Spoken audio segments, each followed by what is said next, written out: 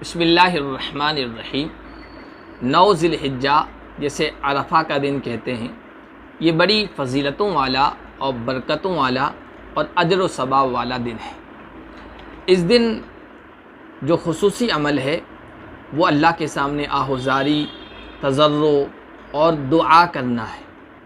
इस दिन ख़ास वजीफ़ा क्या है, वो ख़ास दुआ क्या है जो नबी पाक सल्लल्लाहु अलैहि वसल्लम किया करते थे और आपसे मनक़ूल है। तिरमिज़ी शरीफ की रिवायत है, हज़रत अब्दुल्लाह इब्न अमर बिन आस बयान फरमाते हैं, अल्लाह के नबी ने फरमाया, खैरुद्दुआई दुआउ यौम अरफ़ा, सबसे बेहतरीन दुआ अरफ़ा के दिन की दुआ। व खैरु मा क़ुल्तु अना वन्नबिय्यून मिन क़ब्ली, सबसे बेहतरीन कलिमात और बेहतरीन वजीफ़ा जो इस दिन पढ़ना चाहिए वो वजीफ़ा है जो मैंने पढ़ा है और मुझसे पहले नबियों ने पढ़ा है। जो कलिमात हमने पढ़े वो क्या हैं? ला इलाहा इल्लल्लाहु वहदहु ला शरीका लहु लहुल मुल्कु व लहुल हम्दु व हुवा अला कुल्लि शैइन क़दीर। ये तिरमिज़ी की रिवायत है।